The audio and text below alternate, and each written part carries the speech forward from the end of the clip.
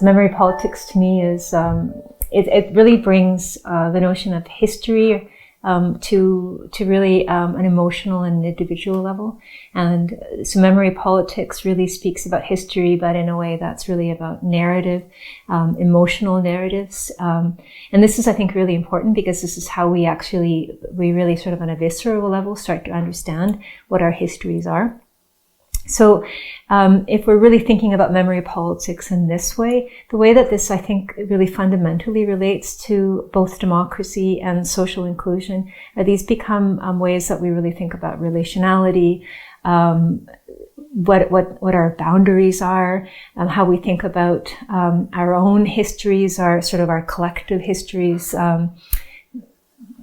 For example, thinking about, my grandparents, my forefathers, etc., as grounds for how I connect with other people.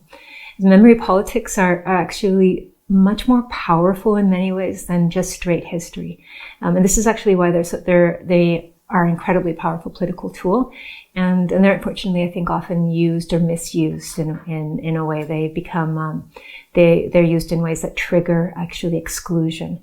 They're used in ways that trigger or justify discrimination.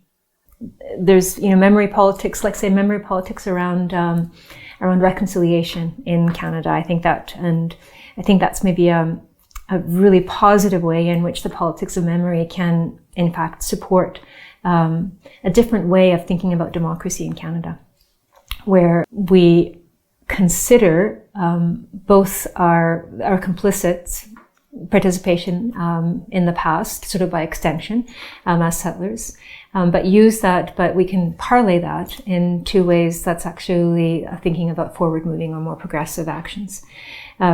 On the flip side, a lot of the memory politics around reconciliation actually aren't that positive. So I think there's an openness to how these are, tools that can be used. For me, the most important piece of all of this is actually the conceptual thinking here, thinking that because we're walking away from thinking that there's one way of thinking about history, or that there's one recollection of the past, and the concept of memory politics, I think, really highlights that there's not a unified record. There's not one way of remembering. What we remember is rooted in context, is rooted in structure, in power inequality, in identity, and how we remember it today is actually still really shaped by those things.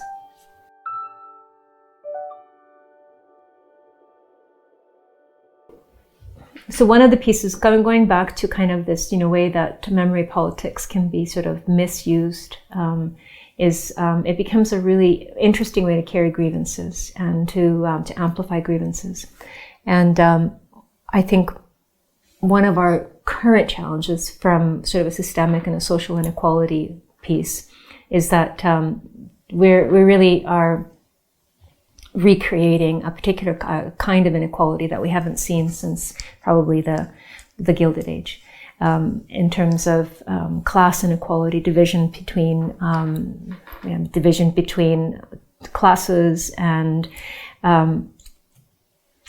these have become, I think they're even more complex around, when we are trying to draw on other kinds of movements, like for instance around reconciliation. There's real disaffection in the population, and there is a little bit of a romanticism of the past through that is carried through memory politics.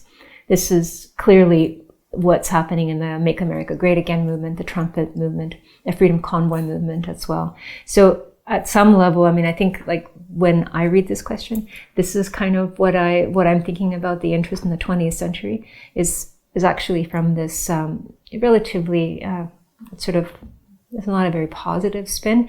This of course it's not the true story of the 20th century, but it's one in particular where there was economic growth. There was a pact, a sort of a class pact, where the middle class was promised a particular kind of ascendancy, and in fact that was delivered, particularly in the post-war, in the era right after the Second World War. Lots of people were left behind during that, but that's not part of this particular narrative. When I graduated, I learned the history of the conqueror. Like, that is the only historical record I ever read. So I read the history that was told as written by man. And so just even the idea that that the lives of people whose lives weren't, who didn't have the ability to record themselves are worth studying, that's a really important idea to introduce into the curriculum.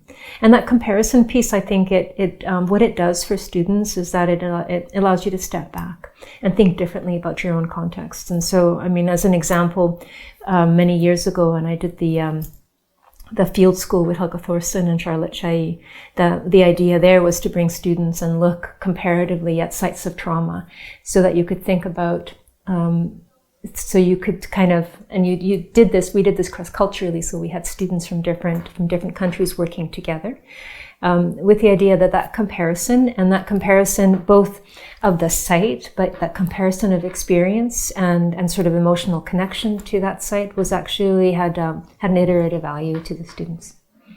Currently, what I'm mostly thinking about is the notion that so this is beyond memory politics, but it's about the notion of truth and facts.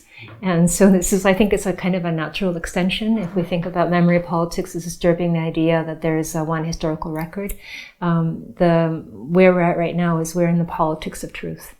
So I think that's actually where maybe the most disturbing, but also most promising ways of thinking about political narrative are right now.